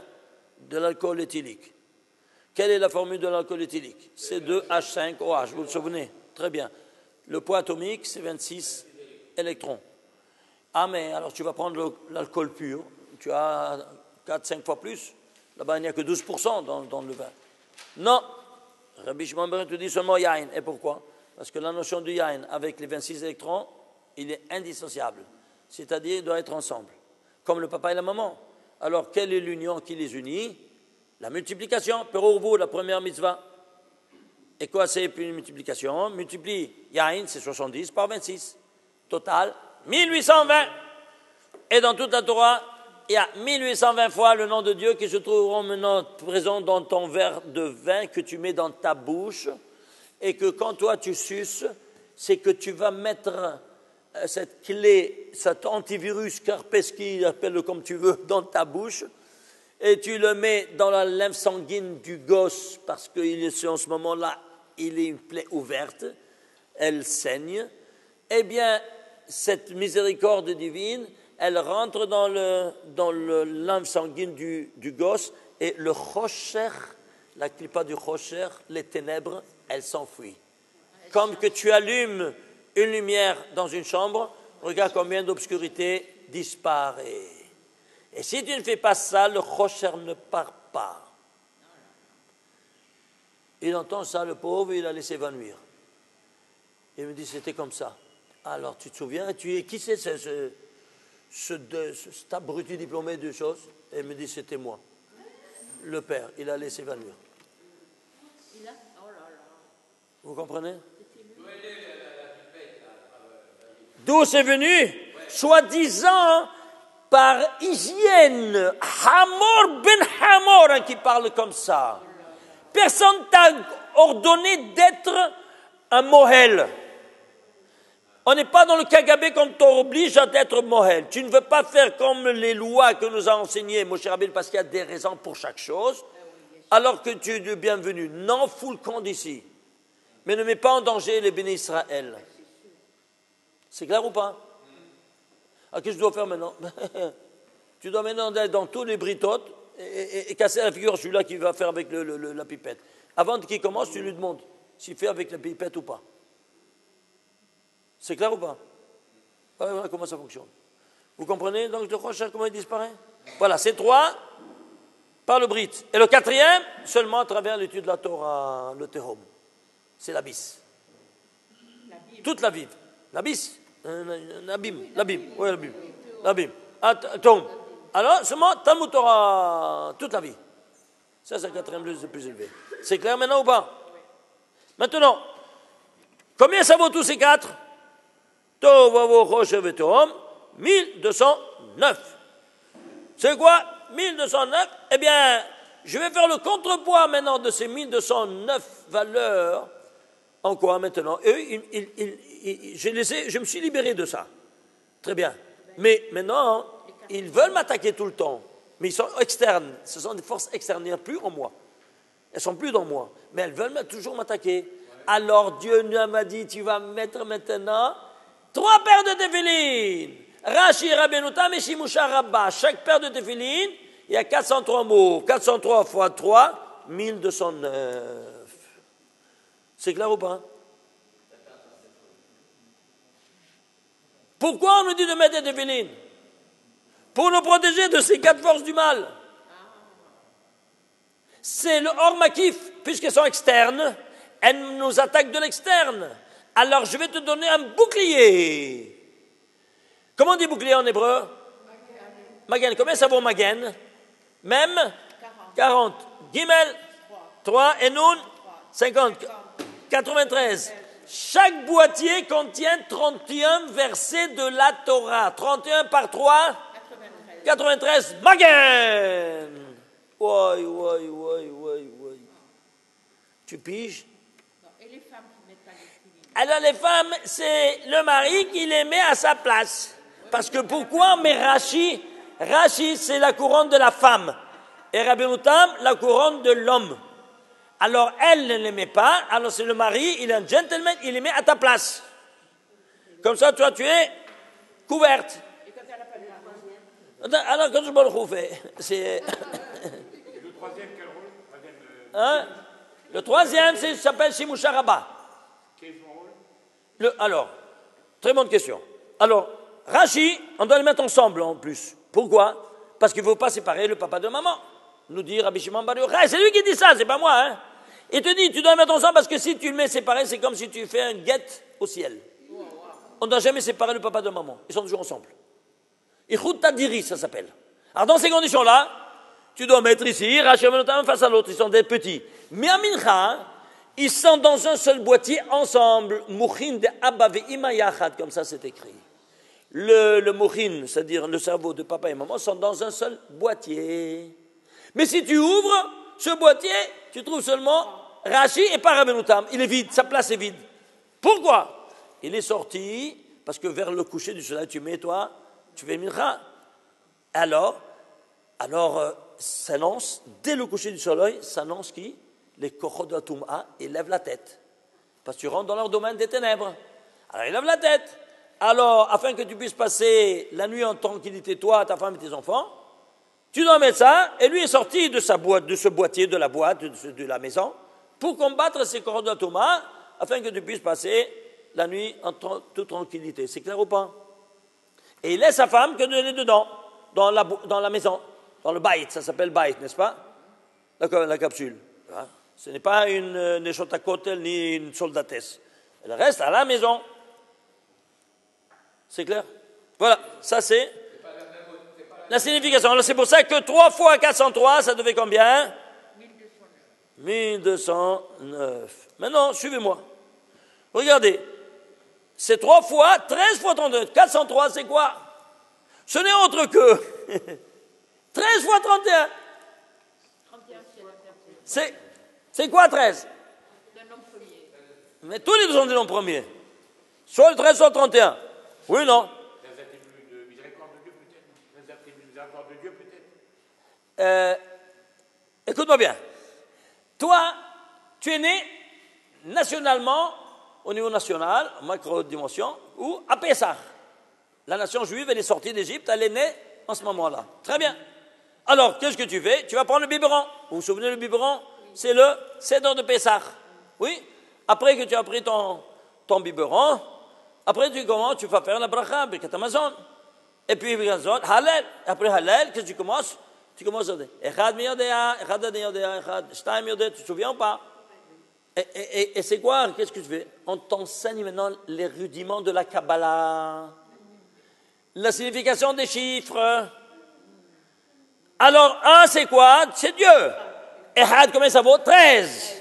Toi, tu as l'image et ressemblance divine. Le contraire de 13, c'est quoi? 31. Alors, tu fais l'union de 13 par 31. Ça te fait 403.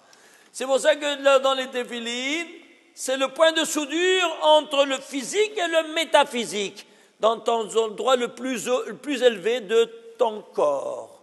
Tu mets ici, cette capsule, que c'est un point de soudure. Il est noir, comme la soudure qu'on fait noir, oui. C'est clair ou pas? Alors c'est pour ça que Baborien, c'est 13 par 31. À 3 reprises. Pourquoi 3 reprises? C'est 3 fois 403. Et je ne sais pas c'est quoi 403. Traduit en lettres 403. 13 par 31, c'est 403. Traduit 403. 400 plus 3. 400, quelle lettre c'est? Et 3? Les ensemble? 403. Tag. Quels sont les tagim? La couronne des lettres. Et qu'est-ce que c'est le tefillin? La couronne de l'homme. Même la signification de tag, elle vient de dire de quoi il s'agit? De tefillin. Et le magen, la signification du magen, c'est 3 fois 31. Alors si tu as 2 paires de tefillin, c'est pas un magen. Tu es encore vulnérable. Vous comprenez ça ou pas?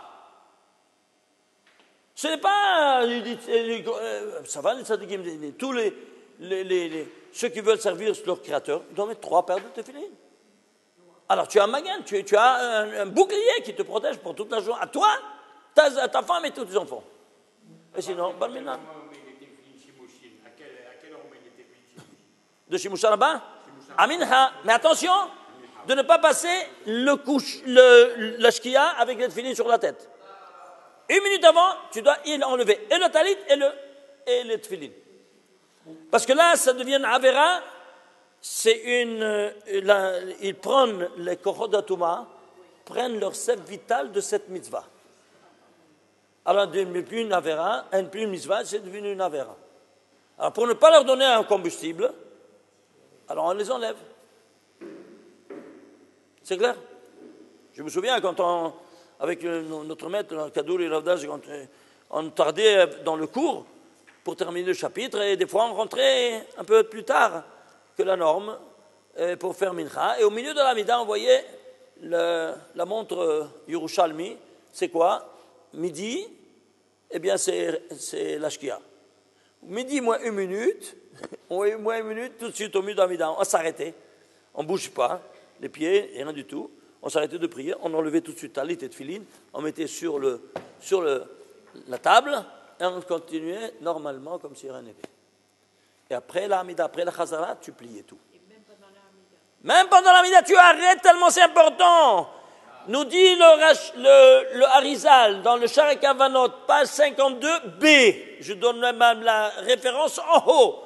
Les deux premières lignes d'en haut. Et le premier chapitre d'en haut de 4-5 lignes. Et toi, il a des armes maod. Terriblement, il tremblait de ne pas rester après l'ashkia.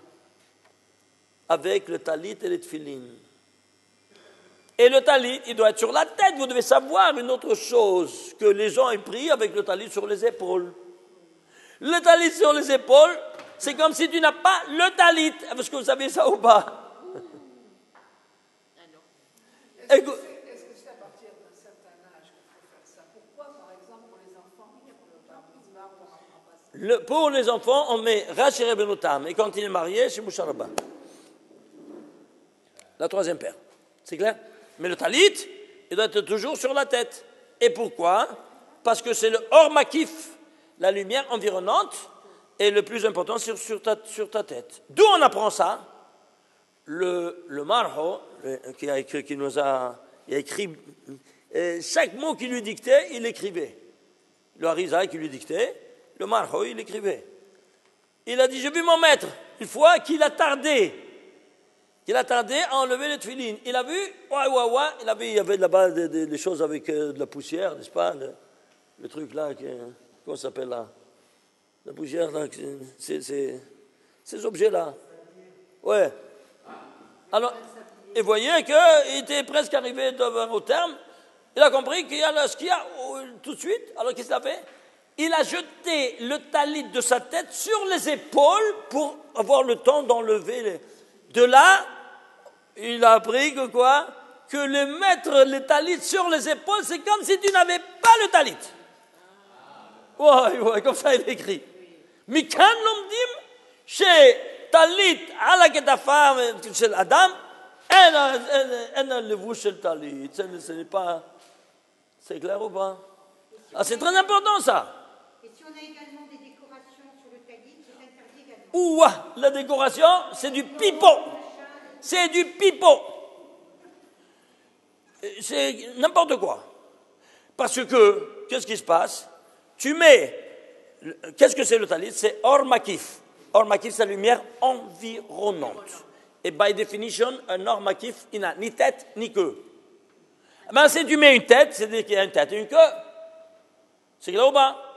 Alors, si tu as une tête et une queue, alors, c'est comme si tu n'avais, tu n'as pas le or makif. Tu as éliminé la notion de or makif. C'est clair ou pas? Je ne sais pas, je voulais raconter cette petite. Il faut l'éliminer, découdre, donne à ta femme de découdre et enlève cette chose-là. Si tu as 2-3 kilos d'argenterie, balance-les. C'est clair ou pas? Comment? Rien, il n'y a aucun signe. Ça doit être en haut et en bas de la même chose. Une petite histoire. Chez moi, j'habite, comme vous savez, au face du Kotel. Et il y a tous des admourim qui viennent pendant les fêtes pour sortir de leur devoir religieux, aller à la règle. Et à Sukkot, il vient un grand admour, je ne veux pas dire son nom, mais il est un Kohen. Et il est arrivé, il n'y avait pas de Kohanim, parce que nous on prie au Netz, et lui est venu au Netz aussi. Alors il se mettait un peu à étudier, et après je vois qu'il n'y avait pas de Kohen. Je vais chez lui, je lui dis, Rabbeinu, Birkat Kohen. Oh oui, avade. Il enlève le streimel, il le met sur la table, et puis qu'est-ce qui se passe? Il me dit, Rabdoui, t'as vu talis? Je lui donne mon talis. Alors qu'est-ce qu'il fait? Il le retourne de tous côtés. Rab David, איפה הראש? Où est le tête? Je lui dis, depuis quand le talit, il a une tête, s'il a une tête, il a une queue, tu as éliminé l'or magif. Il entend ça, il n'avait jamais pensé. Oh, il va! Comme ça, il a hurlé. Il s'est mis, la chose, il a fait comme ça. Il avait 6 de ses secrétaires et qui le voyaient. Il est devenu blanc. Il a arrêté de respirer. Tu devais voir quel scénario. Et on était tous en train de l'attendre. Je ne sais pas quoi faire. Lui, il est resté pétrifié. Il n'a jamais pensé à ça. On attendait, je dis 15, 20, 30 secondes. Allô? Je lui dis, en fait, tu vas penser quoi faire? Maintenant, Bekat Cohen, il monte. Maintenant, il pensait quoi faire. S'il allait enlever, tous ces chassidim, 100 000 chassidim, il doit l'enlever, jeter à la poubelle, toute cette argenterie-là. Et si je l'enlève, ça dit que mon père, il s'est trompé, et mon compère aussi. Et qui suis-je, moi, pour dire sur ce pas? Il est rentré en crise, Bekisso. Vous comprenez comment ça fonctionne? Ce n'est pas question de crise ou pas crise, c'est question que toi, tu dois servir ton créateur selon les données que tu as appris. Et le Harizal, il écrit dans Sharaganov texto, écoutez-moi bien. À Tara, En Mekor Legar. Il n'y a aucune source à ce surrebond-là qu'on met sur la tête. Aucune source. C'est du pipeau, en d'autres termes. C'est clair? Voilà. Bon. Deux questions là. Oui. Alors, est-ce que la halakha nous dit de mettre le talit sur la tête ou pas? Le talit sur quoi? Sur la tête. Mais c'est jardin sur la tête. Sur les téphilines. Sur les téphilines. C'est la halakha? C'est la halakha. Je suis en train de... Qu'est-ce que j'ai dit jusqu'à présent? Qu'est-ce que je suis en train de dire? Jusqu'à ce que je joue au billes? C'est quoi? C'est quoi? Tu as parlé du Harizal. Mais c'est la halakha. Voilà, ok. Deuxième question. Comment on fait pour corriger tous les juifs qui ont eu une bride avec pipette? Tu as raison. Alors quoi faire? Je leur ai dit, écoute, tu n'as qu'à faire un akazadam, c'est-à-dire le saigner, et passer du vin avec la bouche. Pourquoi avec la bouche? Parce que ça s'appelle Yesod Elyon, et en bas, c'est le Yesod Tarton. Alors, on doit faire une ligne directe entre les Yesod Elyon et les Yesod Tarton. Parce que une personne, tu peux le reconnaître s'il est fidèle conjugal, s'il respecte sa parole. Comment on dit la parole? Mila. Et c'est quoi là? Mila. Combien c'est Mila? 85, tu vois? Et la bouche, 85, c'est P. Alors tu fais cette union avec de la bouche, de la parole, avec l'action. La parole et l'action, il respecte la parole, il respecte son devoir conjugal. C'est clair ou pas? Et ça, vous pouvez le voir. Si une personne n'est pas fidèle à sa parole, certainement qu'il n'est pas fidèle conjugalement. Oui.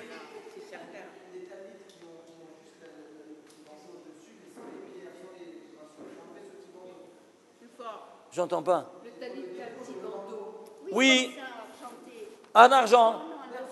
Mais il faut enlever. Même si c'est pas en argent, c'est même un signe. Si toi tu veux mettre ici 3 kilos d'argent, tu dois le mettre aussi en bas 3 kilos d'argent. Tu vas le faire 3 kilos d'argent en bas et en haut. Est-ce que tu comprends ce que je te dis ou pas?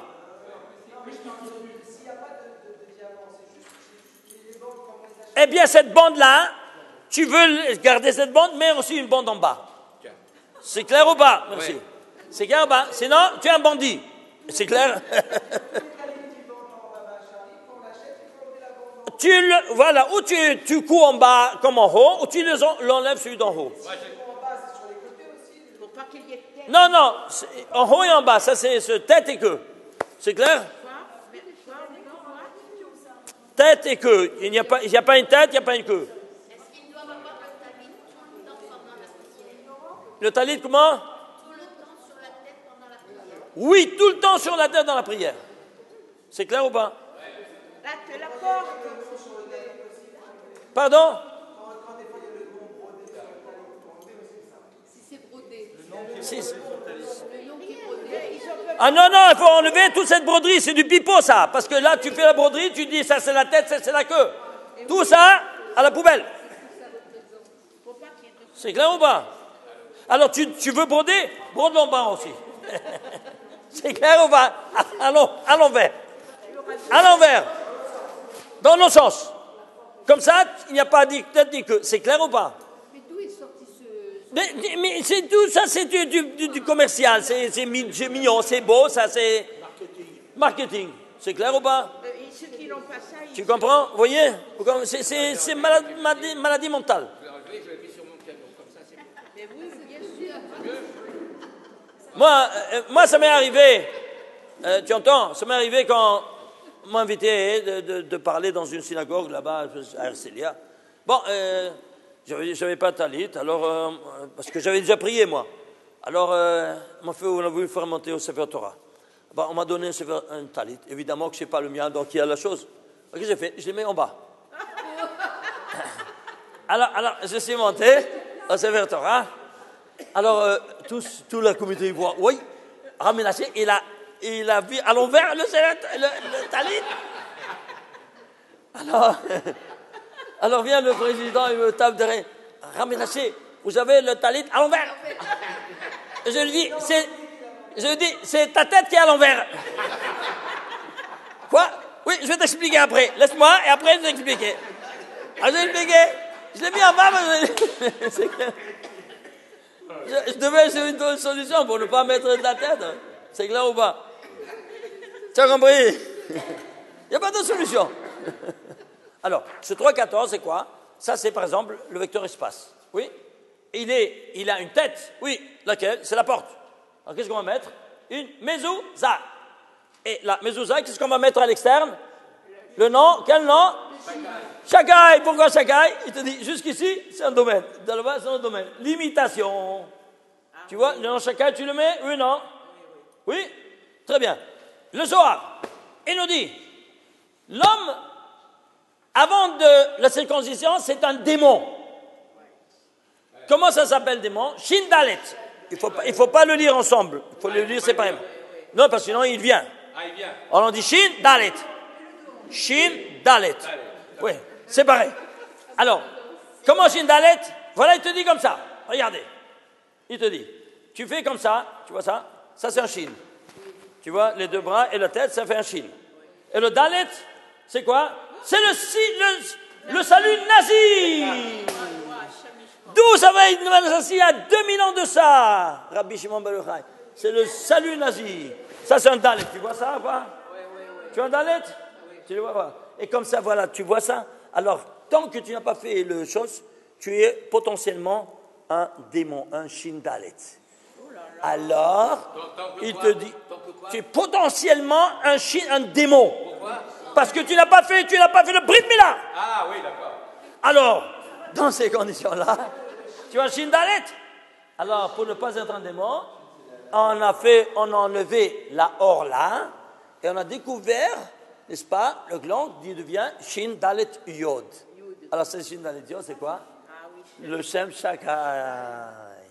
C'est clair? C'est une constante. Regardez, dans toute la Torah, imaginez-vous ça, il y a combien de versets? Il y a 5846 versets.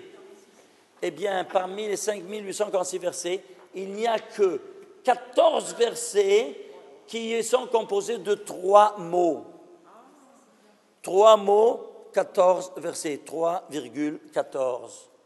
Mais est-ce que vous vous rendez compte? Est-ce qu'un homme, il peut écrire une Torah en tenant compte de tous ces milliards de paramètres, entre autres ce nom de Shem Shakai qui doit être soit inscrit de cette manière, soit de cette manière, soit de Shem Anochi. Avec quel logiciel tu travailles? Hein? Quel logiciel? De Kadosh Baruch Hu. Mais est-ce que vous vous rendez compte? Je ne sais pas, mais je peux continuer jusqu'à demain. Vous n'avez pas une idée de ce qu'il y a ici. Avec ce nom divin de 3,14. Et si tu prends maintenant la gematria de tous ces 14 versets de 3 mots, ici ça te donne des multiples toujours de la Malchut. Comment est-ce possible? En prenant les lettres, les voyelles, les tagim, tout ça. Mais je ne sais pas quoi vous dire. Il y a de quoi ne pas dormir. Comment tu peux aller dormir, toi, en voyant de quoi on est dépositaire? Pardon, 3,14, il La suite, regardez la suite. Alors, prenons 10 par exemple. Prenons 10. Prenons 10. Après 20, 30, 40. Selon les 10 séphirotes. Regardez ce qui sort. Regarde. Tu prends 1, 2, 3, 4, 5, 6, 7, 8, 9, 10. OK? 10. Tu vois jusqu'ici. 2 à 10. Plus là, c'est le 11e. Très bien. Alors, tu vas prendre maintenant ici. Tu vas prendre ici un seau de 3 lettres. Comme un seau, on a des codes. Chaque code, c'est un nombre ici. Et la base, c'est 3. Tu vas faire un seau de 3 valeurs. Ça, c'est 1. Tu extrapoles. 1, 2, 3, c'est 5. 1, 2, 3, 6. 1, 2, 3, 5. Yud, Ke, Vav, Ke. Et qu'est-ce qu'il y a au milieu? 41, 92 et 53. Et c'est quoi? Si tu fais 41 plus 92 plus 53, ça te fait 186. C'est quoi? C'est Yud, Ke, Vav, Ke au carré. Yud au carré, 10 fois 10, 100. He au carré, 125. Vav au carré, plus 36, ça fait 161. Plus He au carré, 186. Ce qui est au milieu, le nom de Dieu, quoi donc? Au carré. Et si tu veux, ça ne te suffit pas. Les scientifiques, ils prennent seulement 3,14. Oui, c'est suffisamment. Alors, regarde, tu vas prendre maintenant, regarde, 3,14 au carré. 3 au carré, plus 1 au carré, plus 4 au carré. Combien ça te fait? 3 au carré? 9. Plus 1 au carré? 1. Ça fait 9 et 1? 10. Plus 4 au carré? Total? 26. Toujours le nom de Dieu, 26, qui est en filigrane de tout cela. Et si tu veux maintenant prendre tout ça au carré, tu sais, tous ces 10 valeurs numériques plus le total, ça c'est 3 au carré, c'est 9, 4 au carré, c'est 16, 1 au carré, c'est 25, et le total, 232, c'est quoi? Tous les 4 mondes métaphysiques, Absa, Gouma, Ouben, 72, plus 63, plus 45, plus 52, ça donne, ils sont chanceux ce barbu. Et si tout cela ne suffisait pas, combien on va prendre maintenant? Combien des valeurs numériques il y a ici? Alors, suivez-moi. On va prendre ici, par exemple, ça c'est 9, ça c'est 5, ça c'est 2, ça c'est 16, c'est 2, 3, c'est 1, 6. Vous comprenez? Oui. Ça c'est 1, 6. C'est pareil, combien de chiffres? Il y a des dizaines, des unités. Et ici la même chose, 7, 8, total, 17 valeurs numériques. Sur les 11 de départ, il devient 17 valeurs numériques. Vous voyez ça? Alors, si tu fais la somme de ces 17, ça te fait 70. Comme les 70 modalités, 70 nations. Alors, c'est une constante de la constante. Alors, toute l'histoire va pirouetter autour de ces constantes. Toute l'histoire d'Israël va démarrer par Yosef, le 11e fils, qui a 17 ans, il a été vendu en Égypte. 11, 17. Ça, c'est au niveau temporel. Au niveau spatial, c'est quoi? Le Beth Amikdash, c'est 187 amas, d'une partie à l'autre. Pourquoi 187 amas? Parce que c'est 11 fois 17. Ça, c'est au niveau spatial. Au niveau matériel, c'est quoi? Dieu va faire un pacte avec la matière. C'est quoi? Le sel. Il va faire un brit melach. Pourquoi il va faire un brit avec la matière inorganique qui s'appelle le sel? Parce que c'est la symbolique de la paix. Et pourquoi? Le sel, il provient des 2 forces les plus puissantes du monde, qui sont le feu et l'eau. Le feu, un ne peut pas supporter l'autre. S'il le met ensemble, un éteint l'autre. Oui? Alors que, si le sel, il fait le sholem entre eux. Pourquoi? Le soleil fait évaporer l'eau et ça laisse le sel. Alors le sel, il fait le shalom entre le feu et l'eau. C'est pour ça que ça ne doit jamais manquer sur ta table, le sel. Parce que ça représente, quoi donc? Le symbole de la paix entre ces 2 forces les plus puissantes du monde. Ah, si c'est ainsi, alors le sel, il va faire un compact avec le sel. Et pourquoi? Le sel, c'est quoi? Chlorure de sodium. Le sodium, il a 11 électrons. Et le sel et le chlorure, et le chlore, et 17. 11 et 17. 11 par 17, 187. Vous voyez? Temps, espace, matière, l'histoire, la Torah. C'est de la folie. La Torah, il y a 187 chapitres. Et ainsi de suite. Vous comprenez? C'est sans arrêt. Alors vous voyez, qu'est-ce qui se passe ici? Merci beaucoup. Ah bon.